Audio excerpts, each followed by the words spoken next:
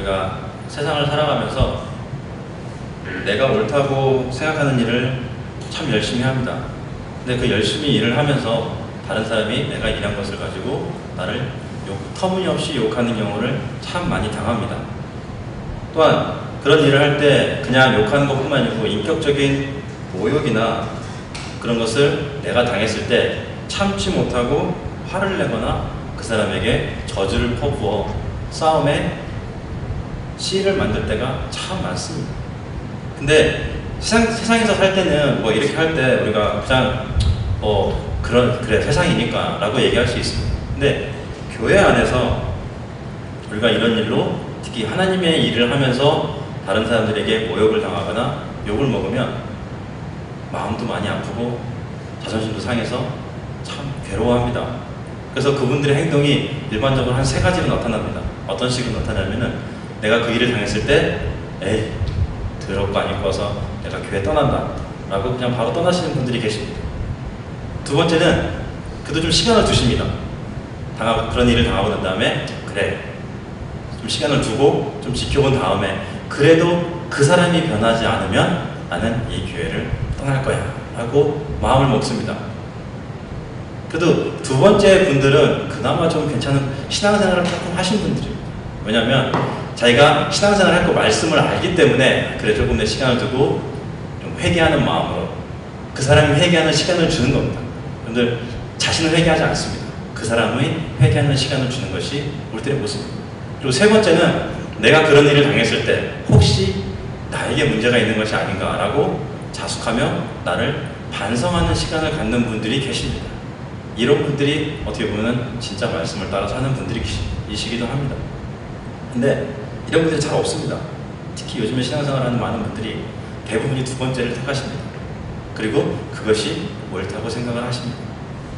근데 오늘의 말씀을 보면 사도 바울은 그런 모습으로 살아가고 있지 않습니다. 오히려 자신을 욕하는 그런 자들에게 어떻게 얘기하냐면 너희들의 그런 모습이 잘못됐다. 나도 지금 너희들에게 잘하고 있는 것은 아니지만 너희들의 그런 모습은 잘못한 모습이고 실질적으로 너희가 어디에 속해 있어야 하며 어떤 것을 가지고 너희가 지금의 그 시대를 살아야 하는지 내가 너희들에게 권면하고 싶다라고 말씀을 하면서 오늘의 말씀을 시작하십니다.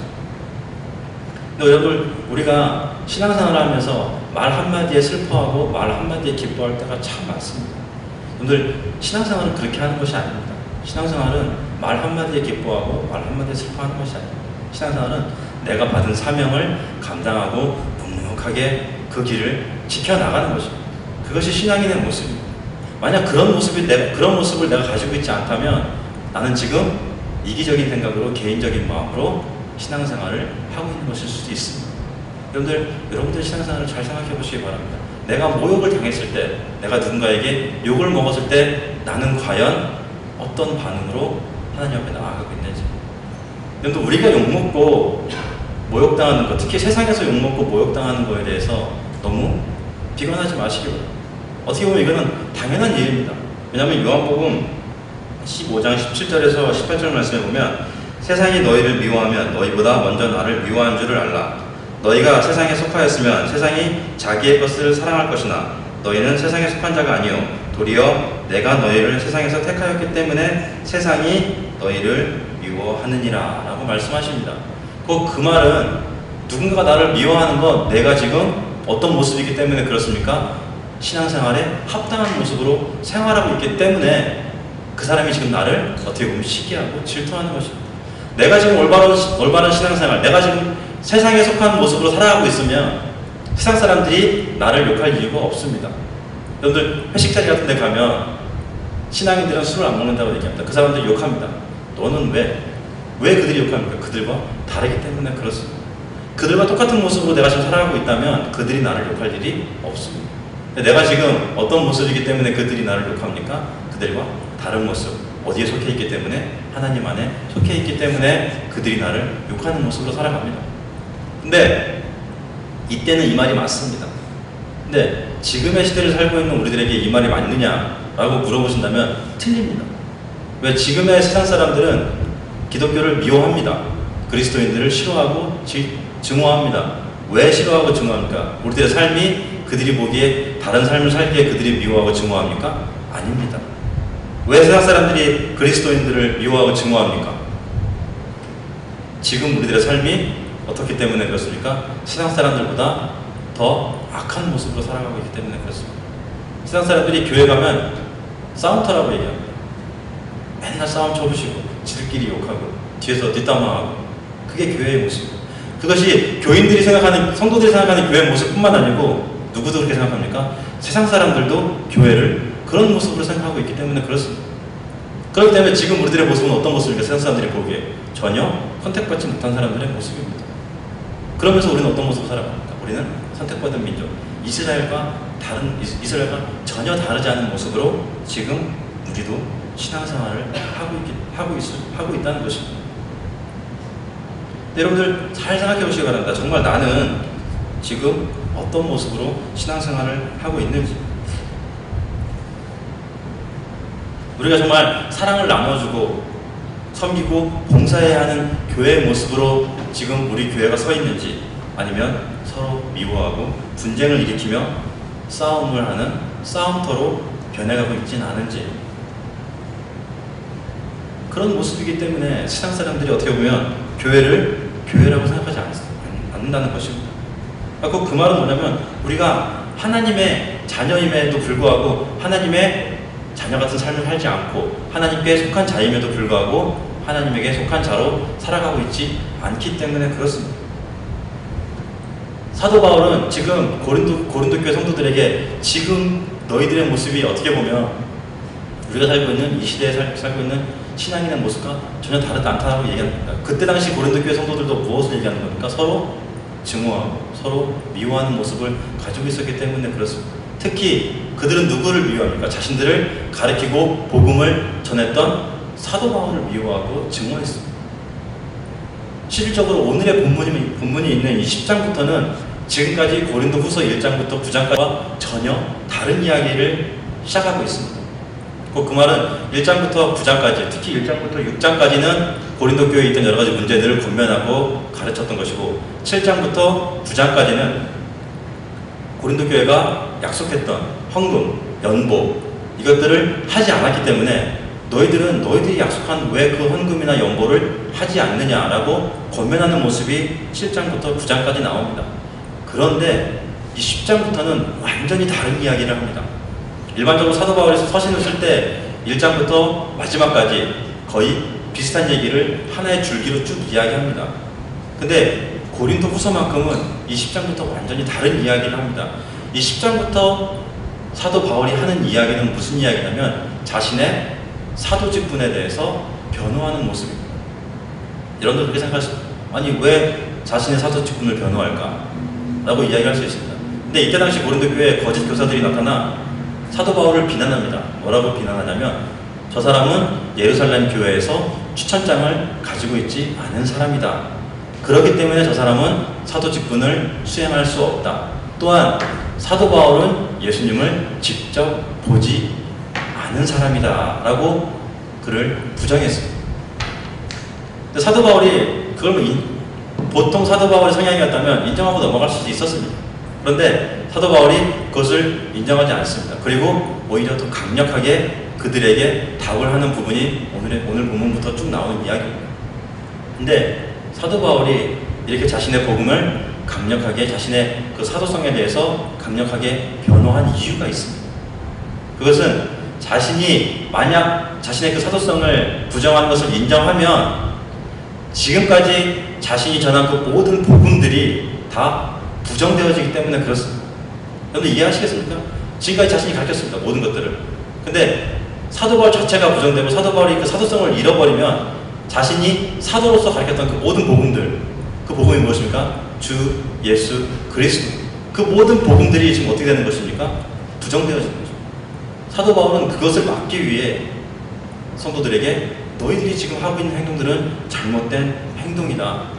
그런 모습으로 너희들이 나를 생각하면 안 된다. 내가 하나님과 예수 그리스도를 직접 보고 사도로서 임명받은 것은 하나님께서 나에게 주신 은혜이며 하나님께서 나에게 주신 사명이다 라고 말씀하시면서 서신을 쓰는 것이 10장 이유입니다.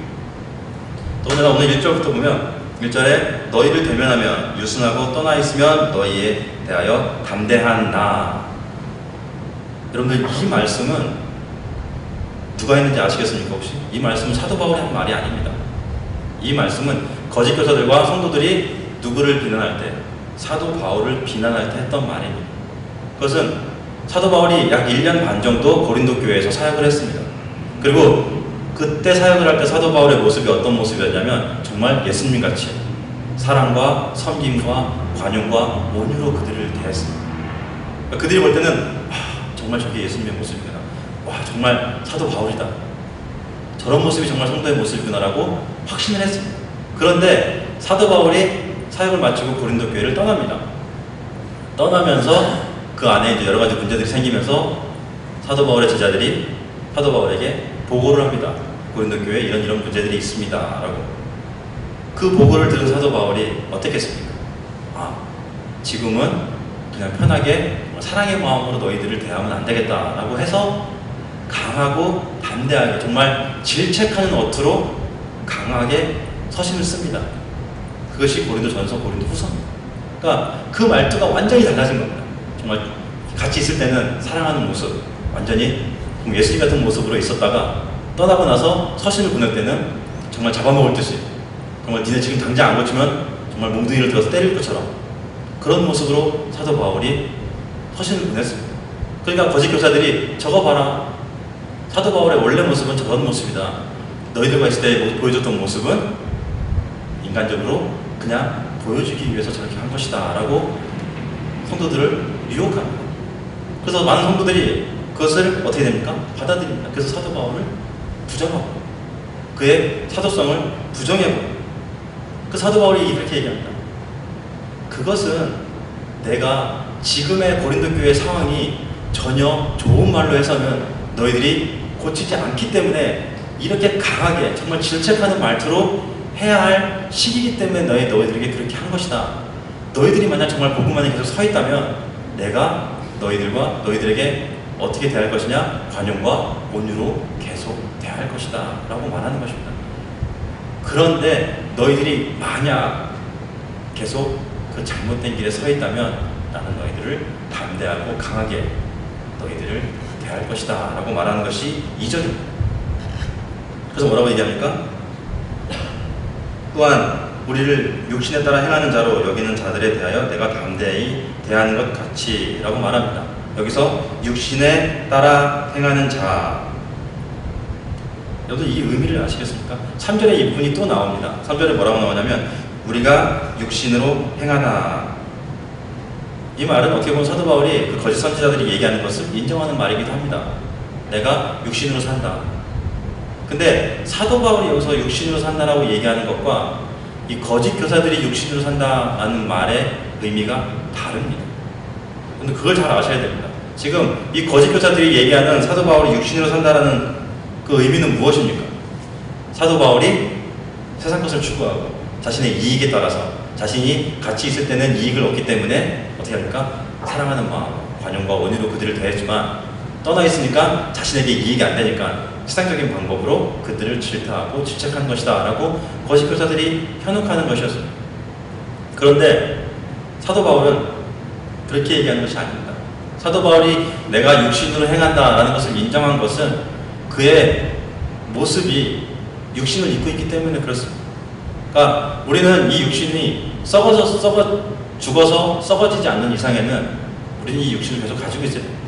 그리고 우리는 이 육신의 필요를 위해 여러 가지 것들을 채워야 합니다.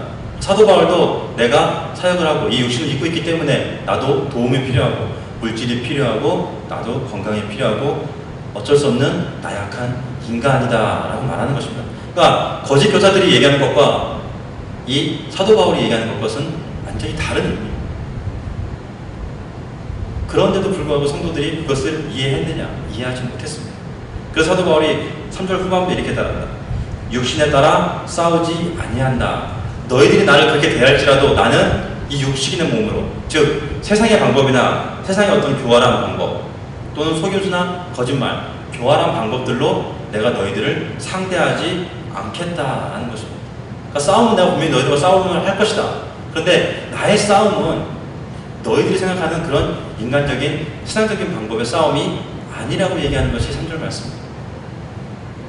왜냐하면 사도 바울이 생각하는 삶의 목적은 그런 세상 것을 소유하거나 세상적인 싸움으로 상대를 대하는 것이 아니기 때문에 그렇습니다.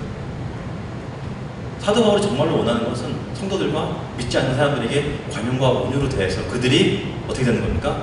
하나님의 말씀을 받아들이고 하나님 안으로 돌아오는 것을 원하는 것이 사도 바울이 원하는 모습입니다. 그런데 지금 성도들은 어떤 모습, 고린도 교회에 있는 거짓 교사들은 어떤 모습으로 싸움을 하려고 합니까? 인간적인 모습으로 싸움을 하고 있습니다. 근데 사도 바울이 여기서 얘기하는 것은 내가 싸워야 할 싸움은 그런 인간적인 세상적인 방법을 가지고 싸우는 싸움이 아니고 영적인 싸움이다 라고 이야기하는 부분입니다. 그렇기 때문에 사도 바울이 육신으로 사는 것을 인정하지만 내 싸움은 육신에 따라 싸우는 싸움이 아니라고 이야기하는 겁니다. 여러분들은 어떤 싸움을 싸우고 계십니까? 교회 생활을 하다 보면, 신앙생활을 하다 보면 우리는 어쩔 수 없는 싸움에 분명히 들어가게 됩니다. 그런데 그 싸움을 하는 모습이 여러분 어떤 모습이십니까? 인간적인 방법? 정말 세상적인 방법을 통해서 내가 그 싸움을 어떻게 해서든지 이기려고 하는지, 아니면 정말 영적인 마음으로 하나님께서 주신 그 영적인 힘을 가지고 내가 그 싸움에 대하고 나아가고 있는지. 여기서 우리가 이 싸움이라는 단어가 그냥 싸움, 우리가 일반적으로 주먹으로 싸우는 이런 싸움으로 얘기하는 말싸움 이런 걸 얘기하는 것이 아니고 굉장히 중요한 전쟁을 얘기하는 거예요. 군대적 용어인 전쟁을 얘기하는 거예요. 그러니까 전쟁을 지금 사도 바울이 원언하고 있는 것입니다. 그 말은 그만큼 이 싸움이 심각한 싸움이기 때문에 그렇습니다. 여러분 싸움을 할 때, 전쟁에 나갈 때 무기를 안 가지고 나가는 사람은 없습니다. 오히려 더 강력한 무기를 가지고 나가고 싶어 합니다. 왜냐하면 내가 더 강력한 무기를 가지고 있어야 내가 조금 더 살 수 있기 때문에 그렇습니다. 근데 전쟁에 나가는데 무기를 가지고 나가지 않는 사람이 있다면 그보다 바보 같은 사람은 없을 것입니다. 왜냐하면 그 사람은 나가자마자 금방 죽을 수 있기 때문에 그렇습니다. 근데 분명히 하나님께서 우리에게 하나님의 능력을 주신다고 말씀하십니다. 그것이 바로 4절입니다. 뭐라고 말씀하십니까? 오직 어떤 견고한 진도 무너뜨리는 하나님의 능력이라 라고 말씀하십니다. 이 하나님의 능력이 하나님께서 우리에게 주시는 무기, 내가 이 무기를 가지고 있을 때 우리는 그 싸움이 어떤 싸움이든 간에 이길 수 있고 승리할 수 있는 싸움이 되는 것입니다. 근데 여기서 말하는 하나님의 능력이 무엇이냐?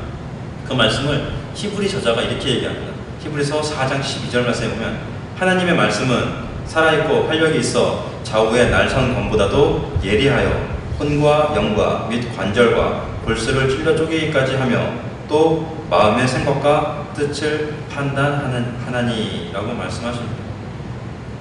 뭐라고 말씀하십니까? 하나님의 말씀이 날선 검보다 예리하다. 곧 하나님께서 우리에게 주신 무기는 무엇입니까? 하나님의 말씀입니다. 또한 히브리서 저자가 계속해서 이 말씀을 가지고 산 사람들에 대해서 쭉 나열합니다. 그것이 히브리서 11장 이후부터 쭉 보면 신앙의 그 선조들에 대해서 쭉 나옵니다. 시작이 아브라함, 그 다음에 이삭, 야곱, 요셉, 그리고 모세와 다윗 순으로 이렇게 쭉 나옵니다. 그러면서 그 마무리에 히브리서 11장 38절에 이런 사람은 세상이 감당치 못했다라고 말씀을 하십니다. 또한 초대교회에 있는 제자들과 사도들을 말할 때 그들을 세상이 감당치 못했다라고 말하는 부분이 나옵니다. 여러분들 잘 생각해보시기 바랍니다. 왜 신앙의 선조들, 초대교회에 있던 제자들과 사도들을 세상이 감당치 못했나? 그 이유는 단 하나입니다. 그들이 뭐였기 때문에 그렇습니까? 말씀에 순종하며 살았기 때문에 그렇습니다. 그런데 말씀에 순종하며 살 때 세상이 우리를 감당치 못하는 것입니다. 그런데 이 말씀을 소유한다는 것, 말씀을 내가 가지고 살아간다는 것 참 쉽지 않습니다. 더욱이 요즘은 이 말씀을 내 마음대로 해석하고 내 마음대로 소유합니다. 그래서 그것이 진리라고 잘못 오해할 때가 참 많습니다. 여러분들, 이스라엘이 남과 북으로 갈립니다. 그리고 결국 그들은 멸망을 합니다. 그것도 멸망을 하나님께서 누구를 시켜서 멸망을 시키냐면 이방인을 시켜서 멸망을 시킵니다. 이스라엘 사람들에게 이방인이란 정말 상대할 가치도 없는 사람들입니다. 그런 사람들을 하나님이 들어서 이스라엘을 멸망시킵니다. 그래서 그들이 어떻게 됩니까? 결국 포로 생활로 들어갑니다. 근데 참 이스라엘 백성들은 반성도 잘합니다. 근데 이들이 포로 생활을 하면서 자기들의 모습을 반성합니다. 우리가 왜 이렇게 됐을까? 우리는 분명히 선택된 민족이고 하나님께서 지켜주신다고 분명히 약속하신 민족인데 우리가 왜 이방인들에게 멸망을 당하고 이렇게 불쌍하게 포로 생활을 하고 있을까라고 반성을 합니다. 그러면서 그들이 내린 결론이 있습니다. 그 내린 결론이 무엇이냐면 하나님의 말씀에 우리가 순종하지 않았기 때문에 그렇구나라는 것을 깨닫습니다. 왜냐하면 이 두 왕국 북이스라엘과 남유다의 마지막 멸망하기 전의 모습을 보면 우상숭배, 타락, 하나님의 말씀을 저버리고 살았던 모습들이 너무나 팽배하게 드러납니다. 그러면서 이들이 깨닫습니다. 그래서 우리가 이제는 돌아가면 하나님의 말씀을 철저하게 믿자. 그럴 때만 하나님께서 우리를 분명히 지켜주실 것이다 라고 확신합니다. 그래서 그들이 어떻게 합니까? 예루살렘으로 돌아옵니다. 그러면서 그들이 율법을, 하나님께서 주신 말씀을 지키려고 노력합니다. 근데 여러분들 그거 아십니까? 이것이 율법주의의 시작입니다. 잘 보시기 바랍니다. 율법주의의 시작이 나쁜 동기입니까? 아닙니다. 굉장히 좋은 동기입니다. 어떤 마음이었습니까? 내가 하나님의 말씀을 잘 지키자. 그것이 율법주의의 시작입니다. 근데 지금 많은 그리스도인들이 율법주의를 어떻게 생각합니까? 쳐다보지도 않으려고 하고 율법주의는 잘못된 것이라고 생각을 합니다. 왜 그렇게 변했습니까? 그것은 그들이 율법을 지키기 위해서 여러 가지 규례들, 여러 가지 조항들을 만들었습니다. 근데 그 규례와 조항은 누가 만들었습니까? 사람이 만들었습니다. 율법은 하나님께서 주신 것이지만 그 규례와 조항들은 사람이 만들었습니다. 그 말은 사람들이 그 율법을 지키기 위해서 자신들 스스로 거의 해석을 한 것입니다. 그러니까 내 마음대로 해석을 해서 이렇게 했을 때 하나님께서 분명히 우리를 율법을 지키는 사람이라고 인정을 해주실 거야 라고 확신을 한 겁니다. 성경 어디에도 없는데 자신들끼리 확신한 겁니다. 그래서 규례를 만들고 조항을 만든 겁니다. 우리가 이렇게 하면 율법을 잘 지키는 거예요. 그래서 지금도 유대인들을 보면 철저합니다. 안식일에는 뭐 스포츠 선수들은 경기도 안 합니다. 정말 제대로 된 유대인들. 그 정도. 그리고 이 전기를 켜고 끄는 이 스위치도 못 킵니다. 왜냐면 이것도 일이기 때문에 그렇습니다. 안식일에는 일을 하지 않아야 되기 때문에 그 정도로 심합니다. 근데 이게 정말 잘못된 겁니까? 전기 스위치 불 켜고 끄는 것이 잘못된 겁니까? 아닙니다. 근데 그 규례들을 누가 만든 겁니까? 사람들이 만든 겁니다. 그 말은 뭐냐면 우리가 자꾸 율법을 지키기 위해서 하나님의 말씀을 지키기 위해서 뭐가 되는 겁니까? 형식적이 되어버리는 거예요.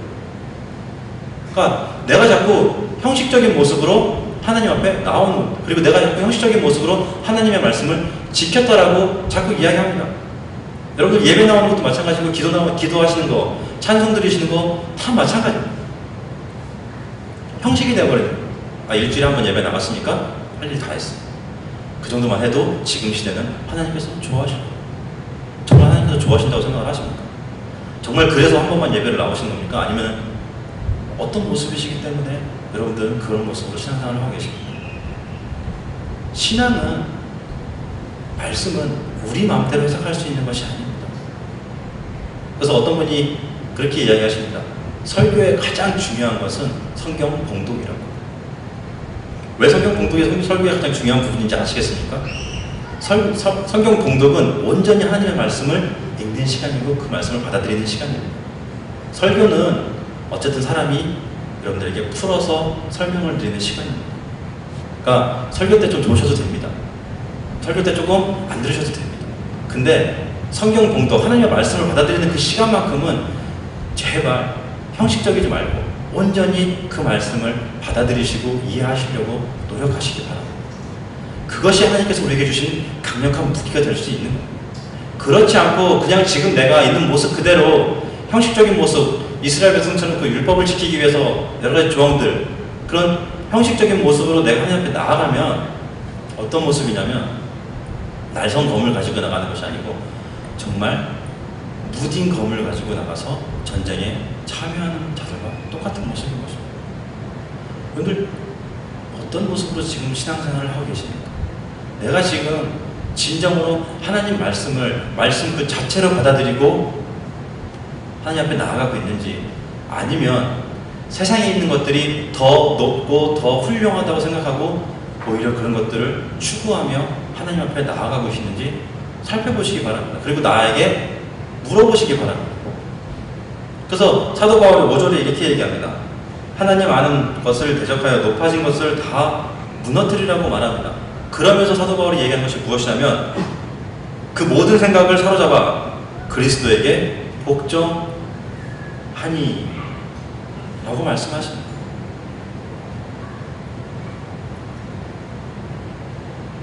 여러분들의 삶은 어떠십니까? 여러분들은 지금 하나님의 말씀에 순종하시며 그 모든 것들을 하나님 앞에, 예수 그리스도 앞에 복종하며 사십니까? 그래서 6절에 이렇게 얘기합니다. 너희 복종이 온전하게 될 때에, 우리의 순종과 복종이 온전하게 될 때가 분명히 있습니다. 그때까지 우리는 분명히 노력하고 하나님의 말씀에 따라 살아가는 자가 되어야 합니다. 육신에 따라 살지만 육신에 따라 싸우지 않는 자가 바로 그리스도입니다. 그리고 사도 바울이 지금 그것을 우리에게 강조하고 있는 것입니다.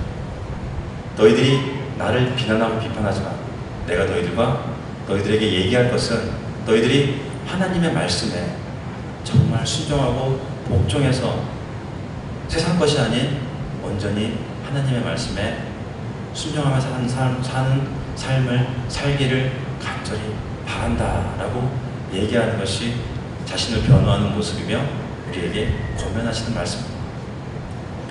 여러분들 이런 모습으로 신앙생활을 하시기 바랍니다. 형식적이거나 세상 것을 추구하고 그것이 전부라고 생각하면서 하는 것이 아닌 정말 온전히 나의 모든 것을 하나님께 드리고 그로 인해서 내가 하나님의 말씀에 순종하고 복종하는 삶, 여러분들 이런 삶을 사시는 모든 분들이 되시기를 주님의 이름으로 간절히 축원합니다. 기도하시겠습니다.